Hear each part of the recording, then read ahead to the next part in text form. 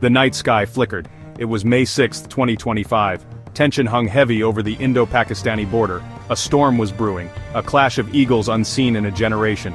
This was not a border skirmish. This was to be a battle for air supremacy. India, a rising giant, roared into the night. 125 jets, a display of raw power. Leading the charge were the pride of New Delhi, the French-built Rafales. These were no mere steel birds.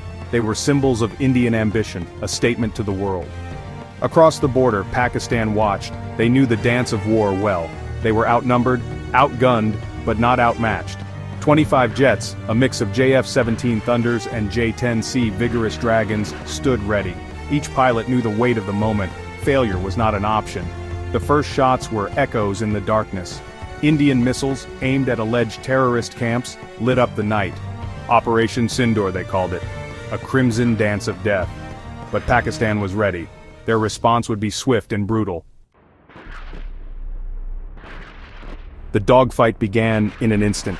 The night sky became a whirlwind of steel and fire. Indian pilots, confident in their numbers and technology, pressed the attack. MiG-29S and Sukhoi Su-30 MKIs roared through the air, their missiles seeking targets.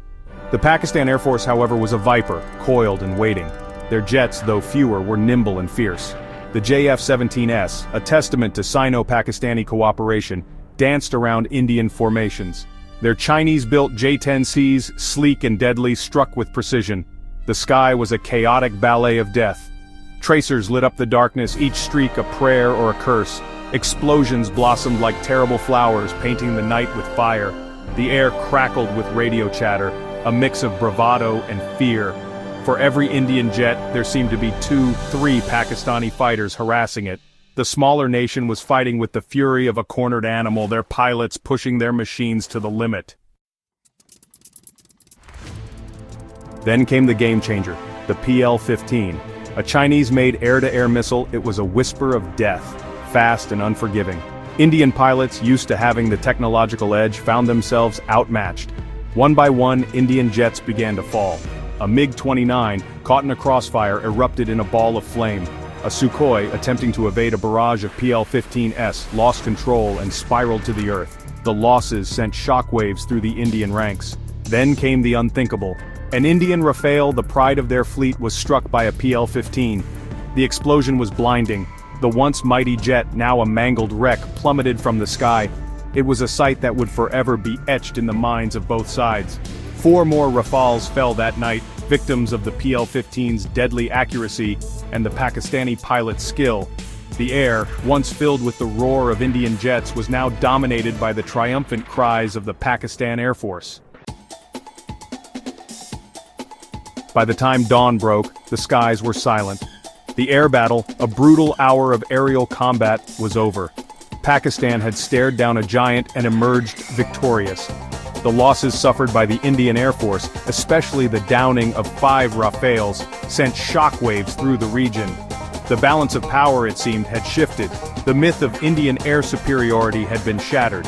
Pakistan, once considered the underdog, had proven itself a force to be reckoned with. The world watched, stunned, as the implications of the battle became clear. This was not just about jets and missiles. It was about courage, strategy, and the will to fight against all odds. It was a testament to the changing nature of warfare, where technology alone was no guarantee of victory. The ghosts of dogfights past, from the skies over Europe to the jungles of Vietnam, seemed to whisper a warning. Never underestimate your enemy.